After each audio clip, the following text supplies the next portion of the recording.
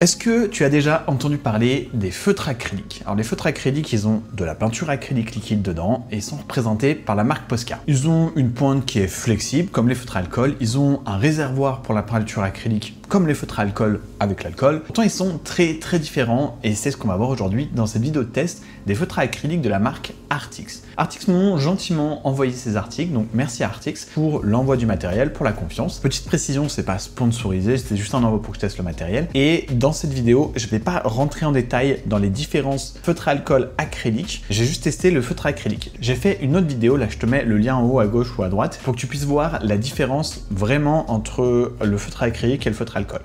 Allez, c'est parti. Alors commençons par le packaging. Je vais pas te mentir, Artix, ils mettent la barre super haute au niveau du packaging. C'est vraiment un très beau packaging. La boîte, elle est colorée, elle a un vert menthe qui est absolument incroyable. Il y a un peu de texture, c'est mat. C'est un pack de 36 couleurs avec des espèces de tiroirs là que tu peux soulever. Le design est sympa avec les petits dessins dessus. C'est vibrant, c'est friendly, c'est avenant, t'as envie de la prendre comme ça. Franchement, j'adore. J'adore ce qu'ils font au niveau du packaging. Ils ont vraiment une très bonne team marketing. Après, les feutres en eux-mêmes, ils sont colorés aussi. Ils donnent envie d'être pris. Les pointes, elles sont de bonne qualité, elles sont très molles. Comme des pointes de feutre à alcool d'ailleurs. La seule question que je me pose avec ces pointes, c'est à voir dans le temps. Est-ce que ça risque pas de cartonner? Donc quand on dit cartonner, c'est-à-dire que tu as la peinture qui s'accumule, qui s'agglutine, et du coup ça devient un peu dur. Ça le fait sur les feutres à alcool des fois. Est-ce que ça le fera sur de la peinture acrylique, sachant que c'est plus épais? Donc est-ce que ça risque pas de sécher un peu? Je ne sais pas. Faut voir avec le temps. Mais en tout cas, les pointes sont de très bonne facture. Il y a une variété de couleurs qui est quand même bien sur les 36 couleurs. Les capuchons, ils s'ouvrent facilement, donc c'est agréable à l'utilisation. Le plastique est doux. Il a une texture qui est assez douce, donc au toucher, c'est agréable à tenir en main également. Le seul petit bémol que j'aurais avec ces feutres au niveau du packaging, c'est que vu que c'est de la peinture acrylique, pour éviter que ça fuite partout, en fait, tu peux ouvrir, tu as un tube, mais le tube, il est littéralement collé. En fait, c'est un seul tube qui est collé avec le réservoir de la peinture. Du coup, pour l'écologie, c'est pas terrible, tu peux pas les recharger. Voilà. Ou en tout cas, j'ai pas vu.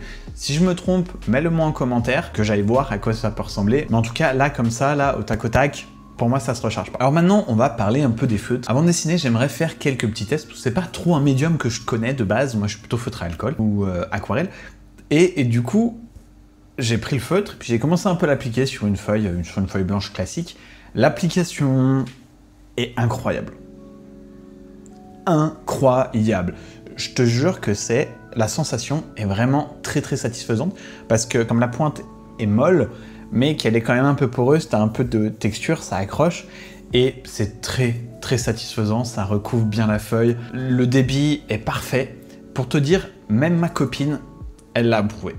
C'est girlfriend approved. Elle les adore et d'ailleurs elle les a pris là, maintenant que je suis parti.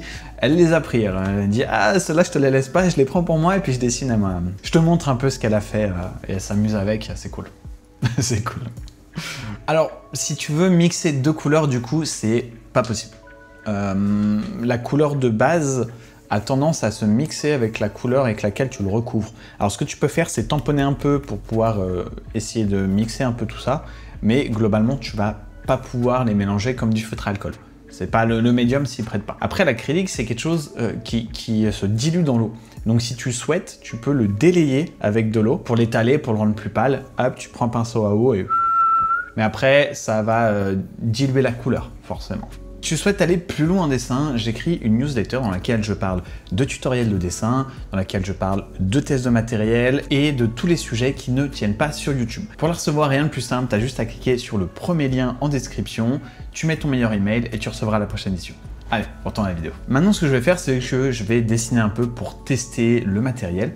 La première chose que je remarque directement, c'est que la peinture acrylique, étant de la peinture acrylique, ça repasse tes traits de construction. Ça repasse ton croquis, ton sketch. Du coup, c'est un peu embêtant, mais ça a un avantage indéniable, c'est qu'une fois que c'est sec, vu que c'est uniforme, vu que c'est en surface, et que ça sèche toujours de la même façon, tu peux reprendre où tu en étais sans démarcation. Et ça c'est cool. Ce qui veut dire que si tu te trompes, eh ben, t'as juste à laisser sécher, hop, tu repasses, et t'es reparti pour un tour. Tu peux même changer de couleur. C'est pas très grave, vu que tout est en surface, t'as pas de problème. Et ça, j'adore, ça change du feutre à alcool où tu es obligé d'aller sur une nuance plus foncée pour rattraper les erreurs. Après, quelque chose qu'on remarque très rapidement dès qu'on va faire des dessins un peu plus complexes, c'est que comme pour les feutres à alcool, tu as besoin d'une couleur, un feutre. Donc, il vaut mieux avoir beaucoup de feutres, il vaut mieux prendre un gros pack de feutres acryliques, plus que là, un petit pack de 36, c'est vraiment la base. C'est bien pour faire du flat design, des dessins qui n'ont pas d'ombrage, qui n'ont pas besoin de faire des dégradés, de toute façon, tu peux pas. Mais moins tu as besoin de nuances, et mieux ce sera pour ce type de feutre. Autre chose, si tu as besoin de faire des grandes surfaces d'aplat, c'est pas forcément le feutre le plus adapté. Parce que la pointe, elle est toute petite, elle est fine et t'as pas de grosses pointes. Donc chez Artix, en fait, ce qu'ils ont, c'est qu'ils ont une gamme qui s'appelle Jumbo, qui ont des pointes un peu biseautées, très grosses comme ça. Après, je sais pas comment ça s'appelle sur les autres marques, mais ça te permet de faire des grandes surfaces, des grands aplats. Plus que là c'est vraiment pour les petits dessins qui vont à peu près de cette taille-là, tu vois. Côté peinture, côté couleur, c'est un peu surprenant. Alors je t'explique pourquoi. Parce que en fait, comme c'est en surface, déjà ça n'imbibe pas le papier, et comme ça n'imbibe pas le papier, ça prend pas la texture ni la couleur du papier. Donc en fait, tu te retrouves avec des couleurs qui sont vraiment à l'état pur. Donc elles sont plus vibrantes, elles ont plus de kick, tu vois. Et ça, moi je kiffe.